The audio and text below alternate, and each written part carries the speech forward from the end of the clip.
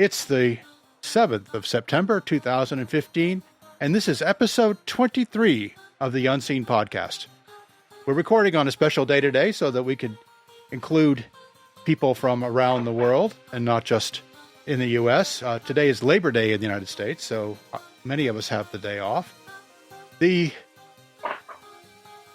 I'm very pleased to tell you that we have two new panelists today on our show, and we'll introduce them first, and then we have also some guys you've heard before on the Unseen Podcast. So let's get started. First with us today is, and I'll do my best, Gita Jaisinghani. Hello, Gita. Gita. Yeah, hi, Paul. Hi, everyone. I'm delighted to be here. Can you tell us a little bit about yourself, Gita? All right. I'm a management consultant, and I specialize in diversity and inclusion trainings and consultancy. I live in Bombay, India. And I think the most generous way of describing me in this context is to call me a science enthusiast. I do have an undergraduate degree in science and biology, but science really has been more of an interest and a passion. And lately, I've kind of reconnected with some parts of it, and that's my reason for being here today. So very happy to be here. Oh, I'm glad to have you. And by the way, Gita's done a great job of engaging on the Google Plus community, which is something I encourage everyone to do. Okay, we also have with us today Lacerant Plainer. Hello, Lacerant. Hi, Paul. Tell us about yourself. Yeah, I'm a science fiction writer, and I actually write short stories on my blog, which I also blog pretty often. And I am also a graduate in chemistry and physics, so I have some background in science, but I haven't written a hard science fiction story yet, which I aim to do. Great. Okay, also with us today, we have Adam Synergy Smith.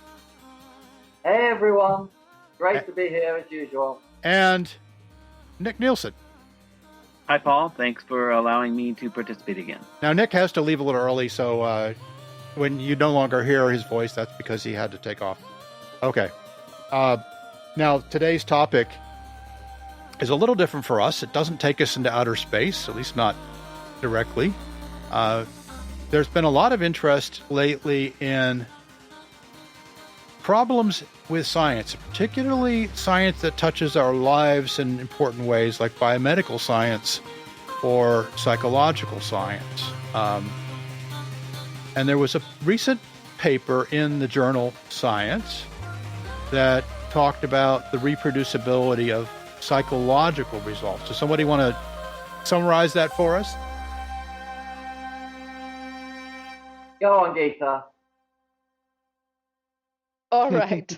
Well, just tell us your best understanding, and we'll work it from there. I'll bring it up.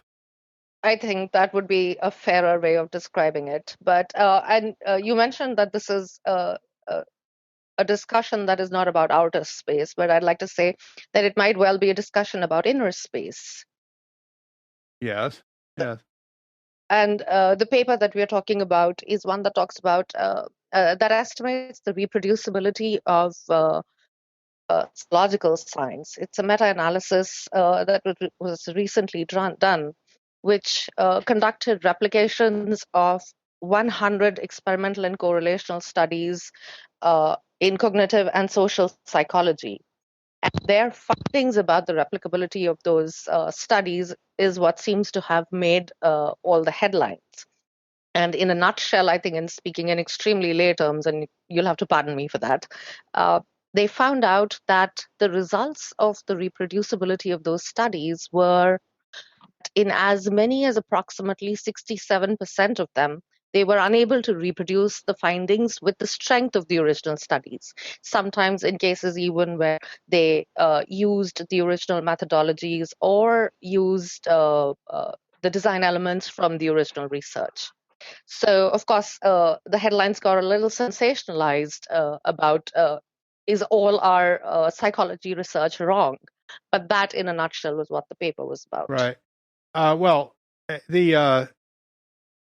looking right at the abstract right now. It says that they had 36%, about a third of the results of the replications had significant results, but 47%, almost half, of original effect sizes were in the 95% confidence interval of the replication effect size. So generously, you could say maybe almost half of the studies had effect sizes that were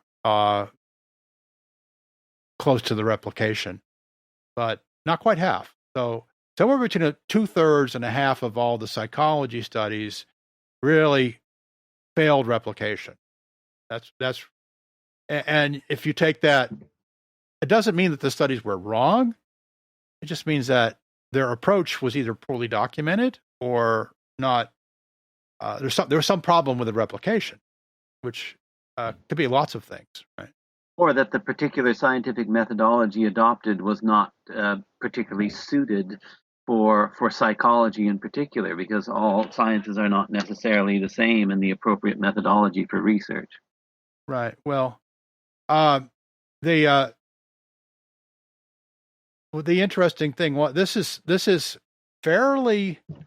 actually better than the study that was done with cancer study replicability, looking at basic science studies in cancer research.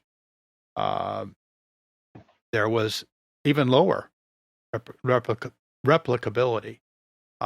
And I think it somewhat depends upon statistically how you define whether whether it can be replicated or not. And they used actually 5 criteria. They said they used significance and p-values, effect sizes, subjective assessments of replication teams, which I thought was an interesting inclusion there. It was asked the replication team, did you really feel like the experiment had positive results? Meta-analysis of effect sizes. And then they went in and found that the mean effect size of the replication was half the magnitude of the effect size of the original effects. So still, roughly about a 50% replication. They were getting about roughly half that size. So now I think the public is taking this as you can't trust those psychologists, but hopefully the psychological community is taking it as meaning we need to tighten up our methodology. Science is hard. Yes, it is hard. And it's especially difficult when you're trying to approach issues that verge on consciousness. Science has a problematic relationship to subjectivity and consciousness because these are not publicly accessible forms of evidence. Of course, this becomes a philosophical question. There's some people who simply dismiss consciousness, subjective awareness as irrelevant or non-existent. But if you take it seriously, you have to admit that this is someplace that science can't go yet. We can talk about reports of conscious experience, but we can't, there's no public sharing or no public accessibility of conscious experience. And psychology obviously overlaps with conscious experience if we acknowledge that there is such a thing. Well, psychology is probably the only way we're going to ever find out if there is such a thing, right? But or if it's just a. I can't agree with that statement because I think psychology is as Wittgenstein said at the very end of his not the Tractatus, but the philosophical investigations, there are profound conceptual confusions that are built into the idea of psychology. Okay, can you elaborate on that a bit? I can't pull it off the top of my head. I could elaborate at another time. Okay. The idea, I think that psychology has certainly grown up a lot since Wittgenstein. There was it's a very young science. Yes. Psychology has only been around as cognitive science. Certainly, it's only really been around since the end of the Second World War. So it's not surprising that it's going to have problems. It's still scientific methodology. The scientific methodology of cognitive science is still being developed. It's not something that's been laid down for hundreds of years. So it is unsurprising, really, that problems like this are going to arise. I don't really have any problems in accepting psychological research as being scientific. I understand what Nick's saying about the subjectivity of, the nature of consciousness, but there's a lot of pretty solid, good science that's, been done over the past 30, 40 years. They're getting there. It's, as I said earlier, science is hard. It's not easy. Right. And the other thing about psychology is that doing experiments ethically is very difficult, right? Exposing people to real fear or real anxiety or real social rejection is extremely difficult. There usually has to be some kind of simulation of that, like the guy who was created a bungee drop tower just to see how people behave in stressful situations or in fearful situations. But they weren't in any actual danger. But he put them in that kind of scary state so they could to see how their perception of time changed. Another thing that can be said about psychology is that when there have been a handful of very famous experiments that have gotten disproportionate press attention because they apply to human beings and people are interested in this. So you could argue that the mouse utopia experiments of John Calhoun or the famous Stanford University prison experiments, and like I said, a handful of others like that, have been so widely treated in the media and influenced the way that, if you want to become a star in psychology, you've got to, make a splash at that level, and that might have affected the way that people approach research. Yeah. But also, I think going back to the point Adam was making is that because psychology deals with issues that are somewhat different from what the so-called hard sciences deal with, maybe the rigors or the validity of that research need to be redefined in terms of what that subject matter is. Maybe the same criteria don't need to apply. Well, yeah, I mean, agree with I that. think, sorry. Yeah, I think psychology gets a bad rap in some ways, in the sense, like any other science, they do try to follow the forms, at least as far as experimentation is concerned. But you have too many variables when you start with, and like the APA said, out of 249 data sets in their 2006 study, 76% of contacted authors did not respond with the data over a 6-month period because they weren't sure that it would be replicable. Now, I would, like to posit that not everyone is a fraud, but it's quite possible that the level of confidence on how to reproduce an experiment which deals with people would be very different from how you would deal with, say, an atom. right. Well, do we expect? I mean, my wife does for a living. She does surveys, and they're trying to be very rigorous about how they select from the population to get a valid survey.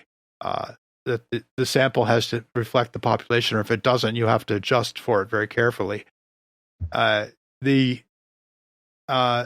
surveys can only be compared if they have the same population. Now, do psychologists select their subjects? My understanding is largely from undergraduates who they have a ready supply of. Yes, exactly. And do we expect undergraduates everywhere to be about the same, or could there be differences in populations? I'm not sure. In an ideal world, we would like to be able to define a perfectly random sample population for any psychological experiment. But unfortunately, we don't live in an ideal world, do we? Well, you don't live in a world where there's a lot of funding for psychology experiments, right? I mean, The survey my wife does is a very important survey, right? Having to do with reproductive behavior. It's frequently quoted in the press, and yet its budget is not that. I mean, for them, a few $100,000 one way or another is a big deal. Hence the reliance on graduate students and smaller sample sizes. And undergraduates are either rats or undergraduates as the as the experimental subjects. Daniel Kahneman's great book on cognitive biases, Thinking Fast and Slow, has a considerably long section on sample sizes and the frequent inability or the failure to get an adequately large sample size. So that's a very interesting resource, and one interesting approach that would be suggested by this would be to take psychological research sample size and compare it to sample size in other forms of social science research that do not involve specifically psychological questions, and see if there's any systematic difference between those groups. Right. Well, that could, that implies the kind of funding that I'm not sure that anybody has.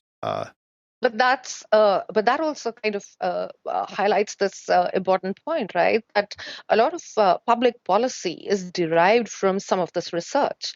For example, the survey that you mentioned that your wife is involved in is probably something that will dictate how birth control measures, for example, are talked about or communicated, etc. It issues that way, yes.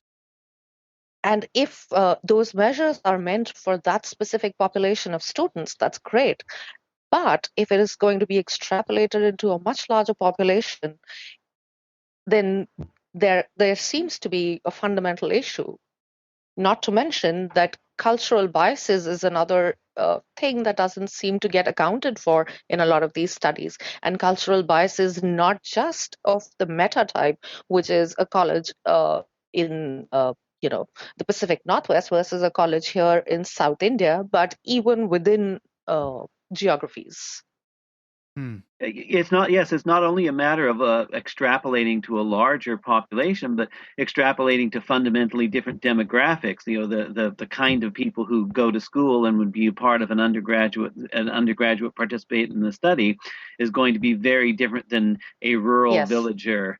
And their social context and how they relate to other people and how they relate to government policies and all that thing. Absolutely. Right. And there's and part of this, I think maybe some of it is the way the media reports science. I mean, a single study gets done, possibly with a biased sample, and yet the media will report something as if it were now handed down from Mount Sinai, known to be truth, when in fact we need many more studies of the same thing to know that effect is real. Yeah, that also contributes to public skepticism about science, because then a month later, another truth that contradicts that gets handed down from on high, and then people who don't have the competence to intelligently differentiate between the studies are left between two dictates from on high that don't agree. Right. Well, I mean, I joke about this frequently, and every time a study comes out saying that chocolate is good for you, I put it out on Facebook and say, okay, we don't need any more studies on chocolate. This one is the final one. But of course, that's a joke. And other studies may come out saying, well, maybe chocolate's not so good for you, or maybe red wine is good for you, or maybe it's not. We all have our own, little filters, what we like to hear, what we don't want to hear.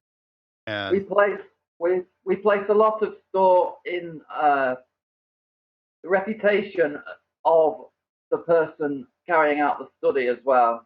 Someone with a very good reputation, their work is likely to be picked up by the media and believed, whereas the same study being carried out by someone in a small country that we may never have heard of is not going to get the same level of recognition, are they? Or be believed in the same way as someone who's perhaps famous.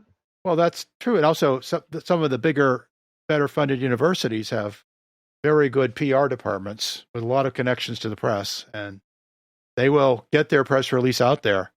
And other smaller universities in other countries may not do so. So it does vary quite widely. Yes. Yeah, this is also a question of the science does change in the sense of there is new discovery, and at some time you do find that there is something in chocolate, for example, or wine, which does support the health idea. You pretty much have the same thing with wine. I was actually watching a video where one of the researchers was saying, if I take wine and compare it to stressor, SRTS stressor, which he was talking about, he said the wine would actually win out because of the p-values which can be hacked. And I've been going through a number of papers, and this has actually opened a Pandora's box as to what goes wrong in reporting these results. It's not just psychology or medicine; it's all science, but it gets highlighted in psychology and medicine because these are areas which are softer sciences. It's harder to replicate, and it's harder to actually pin down what went wrong. So I also there is think, just to add to what you were saying, LP, that I also think that the softer sciences are easier for the public to consume, at least in terms of results and findings. So those are also the ones that tend to get sensationalized much more. Yes. So, well, I just saw a study just yesterday, for example, that said that men, and it's got a lot of press, that men with more muscle mass have a lower cancer risk. Now, I haven't really looked into that in any depth. I like the result, so I'm going to assume it's true. But but I've also had my doctor tell me, hey, why you're so big. But that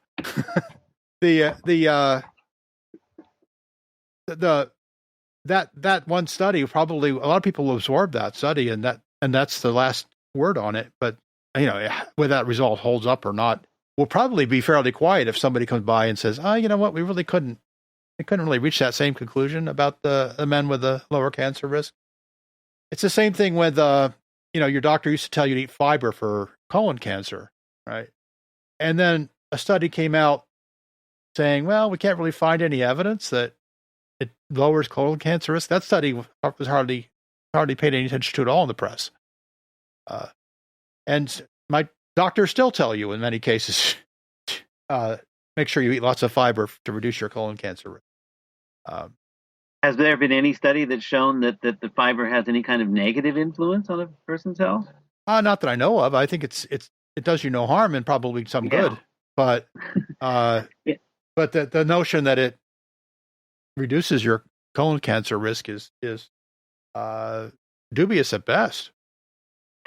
In addition to the issues of the fame of the researcher and the fame of the university affecting press coverage, there's also the issue of the issues get distorted by the fame of the actual result. If you take on a question that really interests people, other scientific teams will pile in and try to reproduce that result, and you might get many, many teams working on it, whereas if you do something that's not much of interest to other people, there might be not few or no attempts to reproduce that result. And I ran across another study just in the past day or two. I couldn't find the link just now. That scientists have an incentive to do new research and produce new results rather than confirm or reproduce somebody else's results. So that's very true. Very true. Yeah. Yeah. There's not much. There's not much funding for it, for one thing. Another thing is there's not much incentive in terms of increasing your own reputation and stature in the community. If you go off and do the very hard and possibly quite time-consuming work of replicating a result. So there's a lot of pressure put on scientists to create new, innovative research, to come up with something new, which isn't necessarily good for science. Now, replication and verification of other people's work is an essential part of science. It's a defining feature of science. And without it, we can't progress, Yes, well, there's definitely a move afoot, and the Public Library of Science has been one of the leaders in this, is to offer replication services to scientists. If they register their study before they start, they can get in line for replication. That may not, whether it's only really limited right now, I think, to what they call interventional studies, which are studies having to do with human interventions, such as the reproducibility project. Is that the one you're referring to? Yes. Yeah. And it's important because a lot of times the study, it'll be a very expensive, complex study to do. And so it has to be planned in to the process. It's not something you can do as an afterthought, because you have to get your sponsor to put up the money. And I think that there's a slow movement towards that in major funders like the NIH and in Europe, the government funders there as well as some of the private funders, which are often big pharma companies, but sometimes something like the Howard Hughes Medical Institute and so on will also fund medical research. So that has been a big problem, as well as the problem of many trials that achieve negative results not being reported.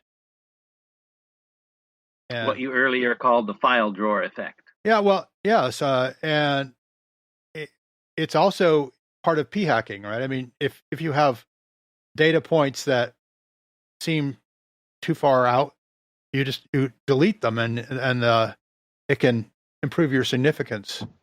Well, isn't that called cherry picking? Well, yeah, but p-hacking is specifically intended to raise your statistical significance of your result.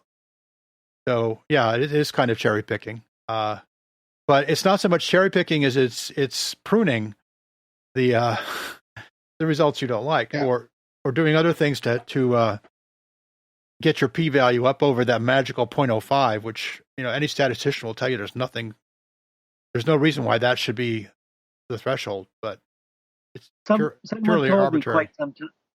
Someone told me quite some time ago, and I was not able to find the reference, that recent studies have suggested that Mendel's pea plant genetic experiments had yielded 2 perfect results, and people have come to question them since. And my assumption was, upon hearing about it, was that he probably did exactly that kind of pruning or cherry picking of his results. But scientific standards 100 years ago were not what they are today. Right. Well, yeah, or he probably just threw out a lot of plants that didn't seem to him like to be interesting at all, or so. Yeah, it can be entirely innocent, but still influence the research results. Right. Can we just explain for listeners what a p-value is? Right. Well, it's essentially what you do is you have something called the null hypothesis, which is what if there is no effect at all, right? And you want the probability that the null hypothesis is true to be very low. And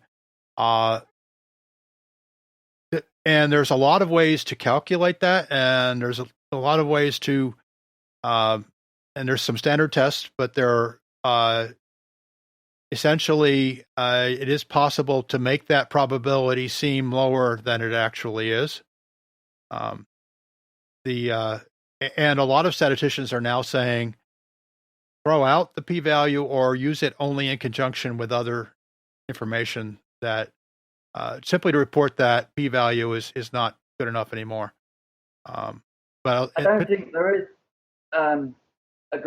full agreement across most sciences of which p-value to use. I mean, the standard is, as you said, p less than 0.05. That's usually taken as being statistically significant. Yeah, 0.05 I think is the. But like in physics, they often use 5 sigma. 0.01. Yeah, 5 sigma, 1 in a million chance of being wrong, or higher. Physics has the luxury of having more reproducible measurements, but so you can, and also millions of measurements, in many cases, or even billions. So you can get that kind of 5 sigma signal where where that is the null hypothesis would only be true in an extremely rare case. And so have we got a new particle? Well, we're not going to say that if there's only 95% chance that the null hypothesis is false. We want basically no chance. So because they're going to base all their future research on the existence of that particle. So they have extremely careful not to jump to conclusions with anything. And the same is true also in basic science and biology. They do a lot of things that become the basis for further work.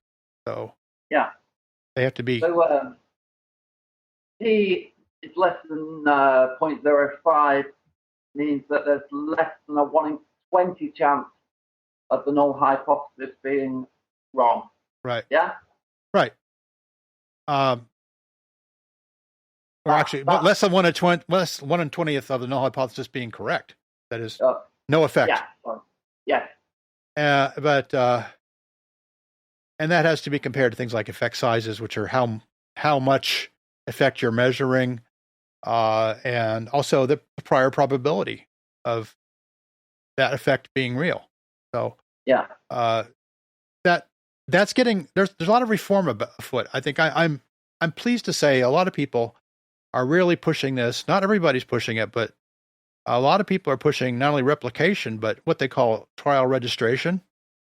Now, this really only applies to medical trials, right? For now, human subject medical trials, because those are the most expensive and the most difficult to reproduce. And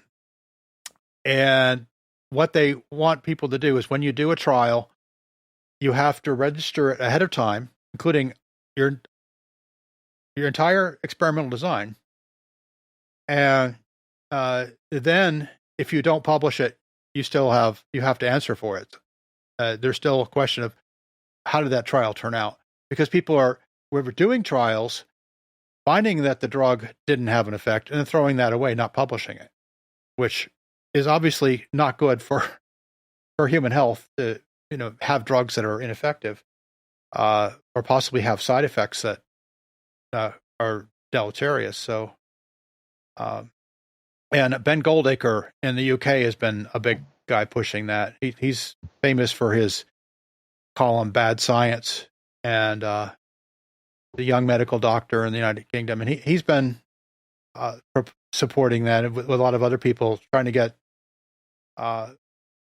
pharmaceutical companies to fully support completely open, transparent science, which means all the data goes online, all the analysis code goes online, and is all open to anyone's scrutiny. I would imagine that many pharmaceutical companies are unwilling to release their data because of profit. At the end of the day, they're interested in making money, and they don't want to give their data to a rival company. But that's the really good thing, that companies like Bayer and Amgen are the ones pushing for more rigorous and more reproducible studies, because they want to spend money, but they want to do it on things that they know work. So in the long run, this really bad science hurts them as much as it hurts the larger interests of science, or it hurts academia or anybody else. Yeah, there are I don't think it's been universal in the pharmaceutical industry, but there have been supporters, both registering trials and completely open science where, in the past, if you asked somebody for the source code that they used to analyze their data, you couldn't get it. And sometimes this is because the source code was embarrassingly poor, but other times it's because, it exposes all the assumptions they were making in the analysis, which they didn't really want to expose. And some of the issues, in fact, were covered in the reproducibility, initiative. I was listening to Dr. Elizabeth Hines. I don't know if that's a pronunciation of a name, but she actually talked about the fact that Bayer and Amgen were actually pushing for reproducibility, and it was not academia, but it was the pharmaceutical companies who were seriously worried about the fact that only 30% of the trials were reproducible. And it reached a stage where Bayer and Amgen actually published those papers, and they showed which were reproducible. Now, which were not reproducible were obviously not, published, but what the reproducibility initiative is trying to do is asking people to come forward and ask them to reproduce their findings and actually get a stamp of reproducibility. Now, the surprising thing is only 10% have confidence, even in the medical profession and in medical research. Only 10% have confidence that they can actually put up their study for reproducibility. That's low. That's a low figure. That's worrying. Most scientists are interested primarily in their particular field. A medical researcher wants to do medicine. A geologist wants to look at rock. And they're not necessarily experts in scientific methodology or statistics. That, I think, is a problem that needs to be addressed. Yeah, well, they need to be trained in the techniques they need to use for their field, and many of them are. Yeah, of course, yeah. True. But they're not experts in statistics. Well, true, and why it sometimes pays to have a real statistician go over your work, and carefully review your source code. A lot of people actually develop code for SAS or R, something like that. Go ahead. I'm sorry. Yeah, but sorry. What I hear a lot about from researchers, particularly in academia, is that it's all about the funding. So positive results are the way you get funding. Sensational headlines or discoveries are what get you funding from a ever shrinking pie of available funds. And negative results would just say, oh, something does not work or doesn't work as well as we thought it would. There are no buyers for that. So why would you as a researcher invest your time in doing that or publishing that? Not to mention the whole other issue of publication pressure. Right. Yeah. A lot of these departments depend upon funding not only to do the research, but to keep their graduate students going and a lot of other things. So there is a lot of pressure on them. It's really up to the funding agencies to establish the priorities. In the United States, the National Institutes of Health is a very important one, and they have the power to determine how it is papers, at least in the health fields, get reproduced, and whether negative results get published, whether all trials get registered, and that's the kind of thing that is, I think, we're seeing a lot of people struggling with that now because of the funding, and it's got to be the funders who say, we're going to invest in this. We're going to make this part of our priority. I think there's Adam, there's a similar organization in the UK, like the NIH, isn't there? The National Health or something? National Health Service, yeah. They sponsor a lot of biomedical research as well. They do, yeah. And each of those in each country, there's some kind of major organization that can take the lead and make that happen. And I think it's encouraging to see all this discussion, even though even people like us who are not biomedical researchers are starting to talk about it and having that conversation that we want to see. We're willing to slow science down a little bit to have to have higher quality science, to have drugs that really work. Actually, I think this is a great indication that science works, because the whistleblowers are all from within the community. They're all scientists. They're not journalists who are exposing the bad research. These are researchers calling out bad research. So it actually points to the health of the system. Yes. I'm not sure it's going to be spun that way. As Nick mentioned earlier when he was here, it'll again become, oh, you can't really trust these science guys because they say one thing today and then they say another thing tomorrow. But if science communicators and science outreach programs in particular, if they could find a way of using this to tell people, look, we're so good, we're so unbiased, we're so rigorous in our processes that we are the ones who call these out before anybody else gets to do it, and therefore you should feel safe in the quality of the work we put out. Mm-hmm. There is a general impression that replication of someone else's work just isn't sexy, and it's unfortunate, but that's just the way it is, and that really needs to be addressed. It is a fundamental part of doing science, and it shouldn't be seen like that. There's nothing wrong in replicating someone else's work, see if their results stand up. Yeah. Well, yeah. Sorry. Go ahead. Yeah. So I was saying, besides the fact what Gita mentioned and what Adam talked about, there is no actual positive motivation for someone to replicate research. Tenure is linked to number of papers published. You call out somebody in the community who may tomorrow be your boss. It's a small community of researchers. So there's no real incentive for someone to replicate work and publish results which show, false positives. And, on the other hand, anything which looks out of range, is most likely to be ignored because there's a guy who says, I have other things to do, Mm-hmm. Well, yeah, but I think that if the major funders say, look, we want you to do the study, and we're going to set aside a certain percentage of it, and then someone else will do the replication. And you won't know ahead of time who that's going to be, but they'll do it. So you have to be very careful in documenting your entire methodology, your procedure, your data, and things like which line of cells you're using, if you're using cells in a petri dish, or which line of mouse that you're experimenting on.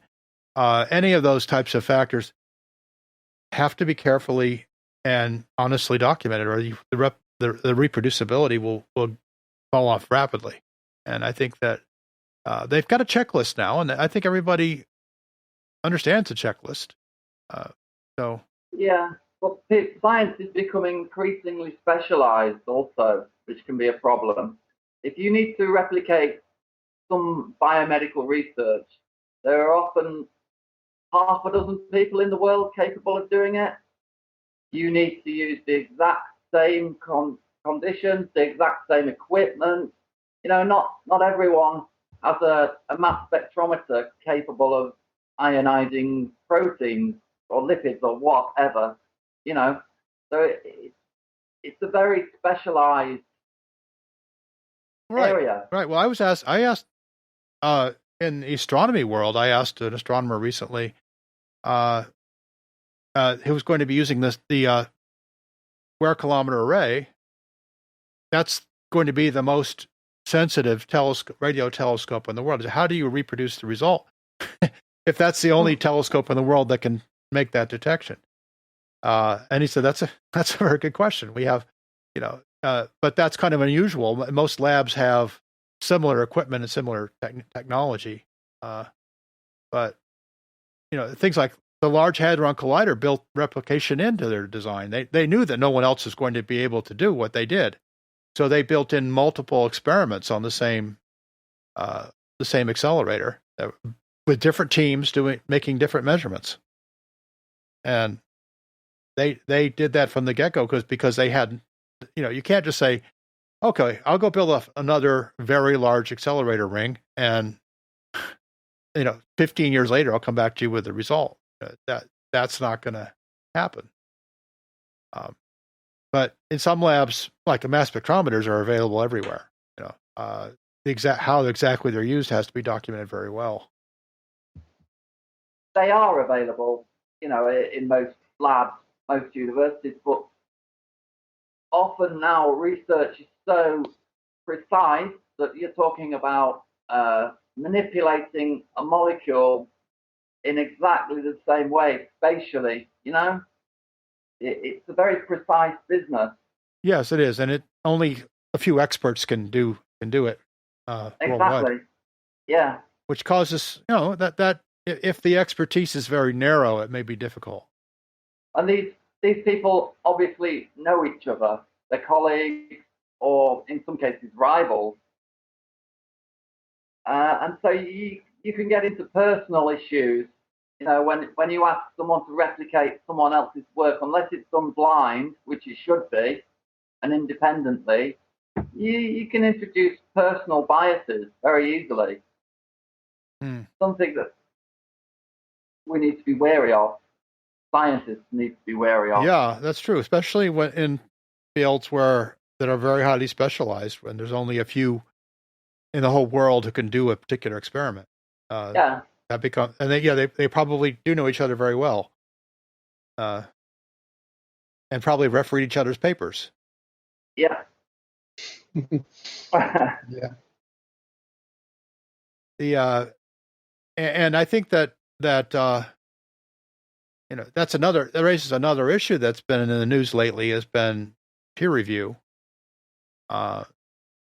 It's not clear that the peer review system works in every field for a number of reasons.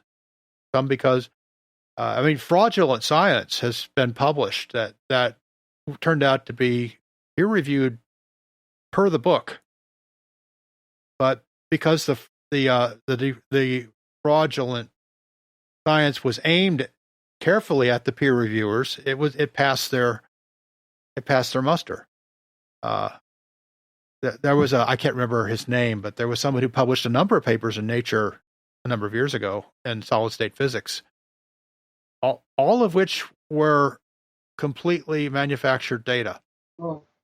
And it's an interesting concept. I've often considered doing that myself just to see if I could get away with it, making up an experiment, publishing results, and seeing if I could get it published in some sort of journal, just as an exercise to see if it's possible. I'm sure it probably is.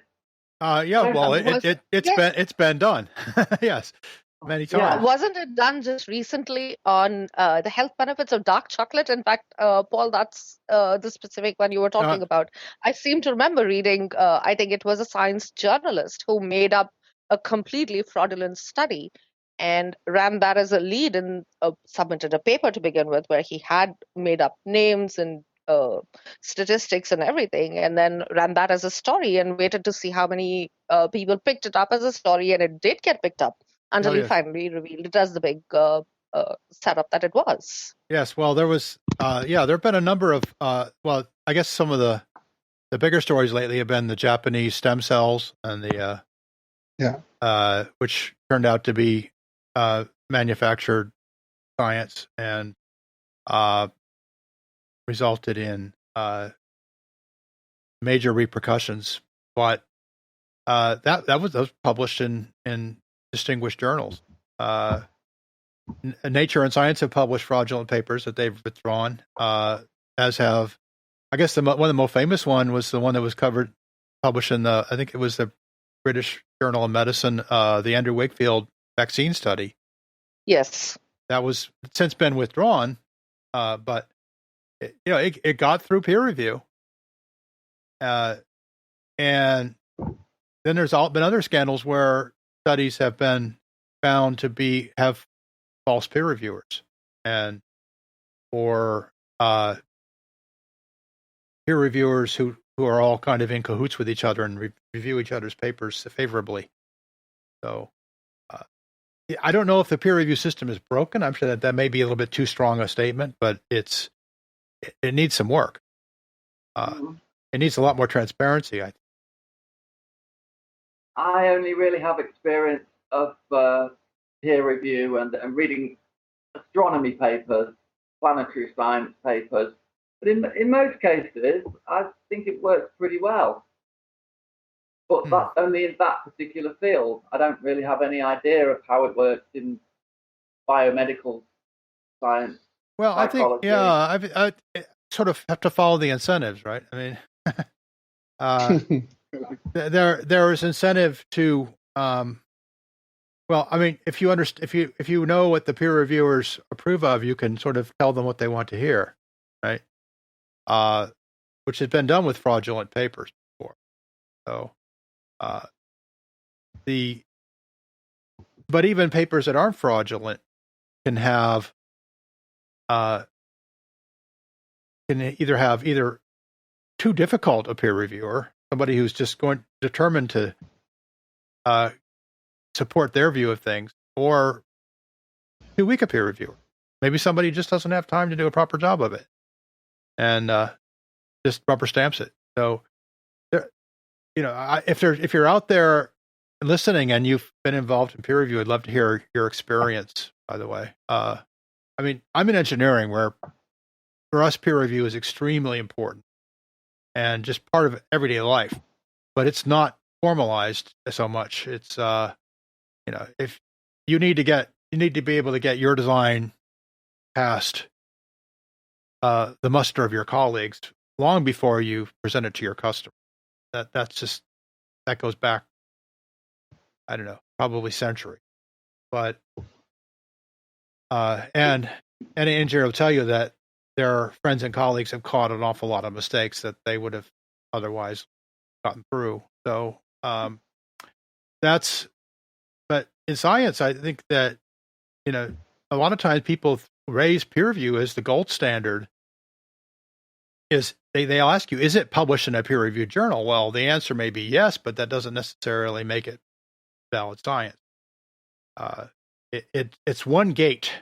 It's one hurdle to get over, but not necessarily the hardest one. So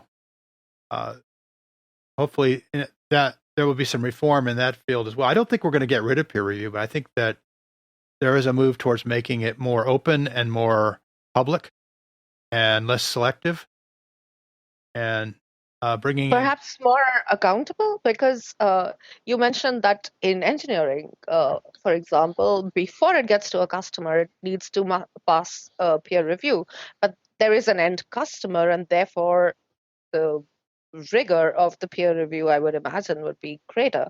When it comes to academia, there is no end customer except the process itself, which is the publication of the paper. So perhaps there is not that much motivation. The customer, I suppose, is the funder, whoever paid for the research. But and of course, you want them to pay for more research. So you'd like to if you have a funder, you'd like to keep a funder, whether it's a foundation or the National Science Foundation or some other NASA, whoever your funder is. So that's but accountability is something that is a bit tricky, because sometimes these papers are so highly specialized, only a few people understand them well. And it's very difficult to have someone come in, no matter how clever they are, who's a non-specialist and review the paper from any kind of valid perspective. So it depends. It depends on how large the field is and how specialized it is. And certainly in the biomedical area, these are large fields by and large. So we've seen movements afoot to get more reproducible science. We've seen movements to get more open science, which I think is very important to all of this. We've seen movements to get trials registered, both in the United States and in Europe, and possibly elsewhere. I'm not sure. And we've seen a movement to try to improve and reform peer review. So I think the answer to the public should be told, yeah, science is a messy process. It's a multi-generational process, but everybody knows that, and they're working on it. And nobody wants it to be unreliable, but we have to start with the incentives. Yeah. The other thing is, somebody was actually talking about the mass of the electron which was being studied. And there was a huge publication bias because, the first paper which came out on it talked about, a certain range of the mass of the electron. And, even though people were getting correct results, they actually ignored them for almost 2 or 3 years till, the evidence became, too large to ignore. It wasn't like anyone was trying to actually, fudge the results or, do it wrong. But everything which came was out of, their expected results. Right. Yeah. And I think it was because they had so much respect for the original result. Yeah. They didn't want to challenge it. Yeah. They just assumed they had it wrong, which, hopefully we'll learn from that. Yeah. It takes a long time though for established ideas to get dethroned. I think one thing I read quite interesting was in the 19th century, James Clerk Maxwell came up with his brilliant synthesis of electromagnetic theory. Extremely clever concept, and he it seemed to work just fine. It seemed to explain everything we knew about electromagnetism, but they couldn't get, no matter how hard they tried, they couldn't get the ether to come out of the theory. There was no ether in the theory. The theory didn't need an ether. And so a lot of people thought it was wrong for that reason. Where's the ether? Even Maxwell was troubled by that. He said, why don't we have an ether in our equations? And it took a long time before, it took another 30 or 40 years before people realized that we don't need an ether at all. And today we're still clinging to Lorentz, who came up with the famous transformations that Einstein explained, still thought there might be an ether. This was in the 1890s. It just goes to show that no scientific research is the final word, is it? Science doesn't stop. It's always progressing. There are always new ideas, new ways to test things. No research paper is ever going to be published as the definitive last word on anything. Right. Well, that's really the way we present science to the public is in terms of textbooks. How to what are the known results that you can take to the bank, and we tell children this is science. Memorize these facts. Yeah, but they're not facts. Yes. They're what we think we know. Yeah. Yes. I think the change has to start there. In fact, this reminds me of when I was in school and studying about the atom. I used to question why I was being taught the old discarded models of the atom, the plum pudding model and the planetary model, etc. And I said, why do I need to know all this? We've moved on. This is wrong. Tell me the right things. Yeah. Unfortunately, I did not have a teacher who told me these are not wrong or right things. This is the evolution of science, and this is how we learn. So you need to know where we started, why we moved from one model to the other, and that's the progression. Right. And I remember reading that sometime around the end of the 19th century, a famous scientist said, well, we're just about done with physics. We just have to explain the Michelson-Morley experiment and the black body spectrum, and we'll be done. Wasn't it Lord Kelvin? Yeah, I think that was Lord Kelvin. Yeah, something. And of course, explaining the Michelson-Morley experiment and the black body spectrum completely revolutionized physics. So, Rutherford discovered the electron, and they realized they didn't know everything. Yeah. Or even the discovery of X-rays was a little bit disturbing around that same time, but which was completely accidental, but yeah. Oh, so it wouldn't have happened in this age of let's not publish any negative results. Yeah. Well, Popper actually suggested that a hypothesis can't actually be proven. It can only leave open the possibility of a rare predictable exception, saying that you can only disprove a hypothesis. You can't really prove one. You can only provide support for it. So you're going to have things change. You're going to have chocolate good, bad, good, bad again and again, because things change. I stopped with good, by the way. Yes, chocolate and red wine are good for you. Yeah. That's just dogma now. Well, we don't. Go on, Paul. No, go ahead. Go ahead, Adam.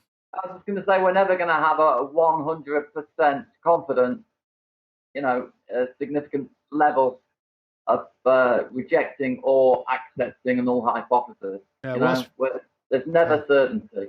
Especially with something that's as difficult to study as human nutrition, right?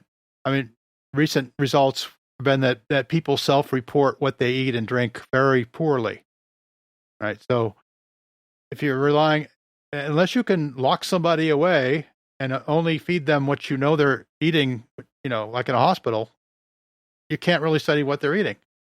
So there are things that are just really, really hard to study. Human behavior is another one. And because human behavior is so subject to so many variables. Yes. We're very complex animals, aren't we? Yes, and also there's the whole ethics question. You can't experiment on humans like you can on rats. So you can't. You can. Well. Yeah. Well, the other thing is, journals like Infection and Immunity are unlikely to accept manuscripts that replicate published findings, despite explicit requirements of, experimental protocols. So, it's the whole system is not geared towards, having a good, reproducibility data available. So there are issues in process. There are issues in the structure. There's issues in reward and punishment, and all of this actually contributes to it. It's not. I mean, fraud is the obvious one. There's somebody trying to make money off that, but there are well-meaning people who also fall into this trap. Yeah. Yes. I think most of the problems are in science that has good intentions. It's not just there's a few frauds that get a lot of attention, but I think it's mostly science that scientists who don't know about the bias of their own results and would rather not hear. As they say, the road to hell is often paved with good intentions. Yes. We're going to wrap up shortly. So if you have any final thoughts, I'll go around the table and we'll but we've been going about an hour now, and I think we all have other places we have to be. So let me just ask, any final thoughts from Adam? I think perhaps there needs to be a cultural change in the way replication is viewed, not only by scientists and the scientific community, but by the media and by the public at large. It needs to be accepted as an essential part of doing science. It's not something that's particularly sexy and interesting, but it's essential. And there needs to be a change in the way replication of other people's work is viewed. You know, it shouldn't be seen as boring. I do it myself, I must admit.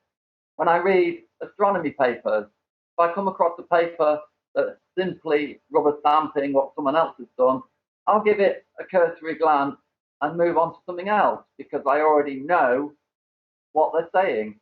Mm-hmm. I have come across a few good sites on the internet that are promoting replication.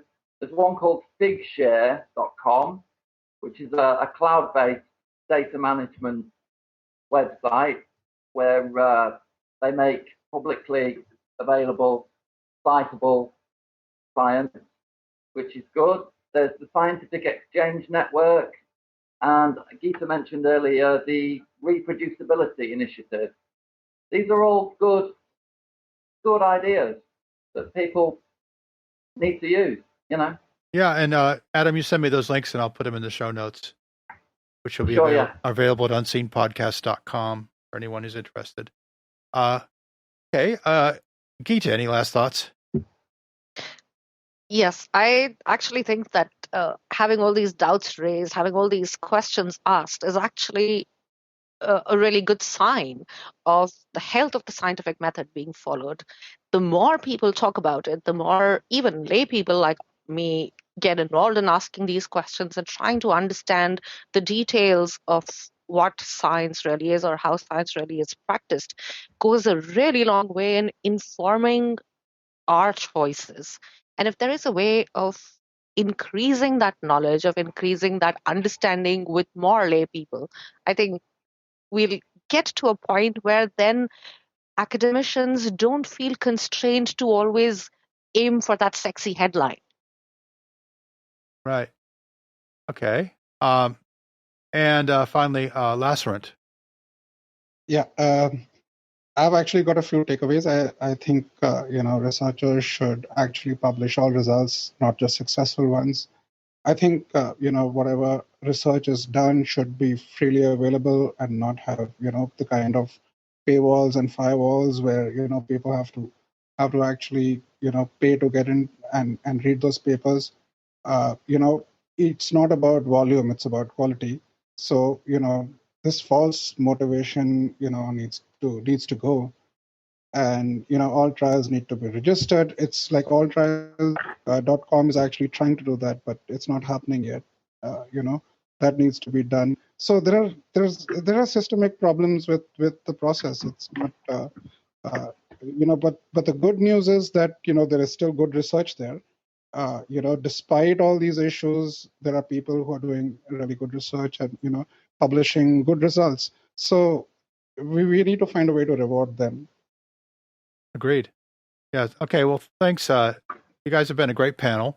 And I'm just like to say that we'll have a lot of links on the show notes for anyone who wants to learn more about the issue of science reproducibility, both in psychology and in medicine and in every other field, can look at those links and learn more. We'd love to hear from listeners who have heard this podcast and have their own views. And perhaps if you've participated in peer review, if you've had a paper published recently and reproducibility was an issue for you, I'd love to hear from you. Maybe we'll have you on, or you could just send me an email and I'll read it on air.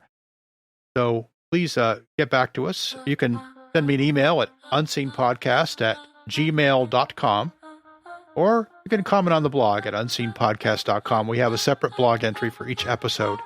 So just go there and let us know what you think. And my own feeling is that we don't want the public to think that science is garbage, that science can be thrown out, that science can't be trusted. But we think this process that is this very human process that is science is going through a period of soul searching and reform right now. And we hope that continues with some vigor. And we're counting on major funders to lead the way, and so you can influence that by influencing the funders through the people that fund them, your government's legislature and others.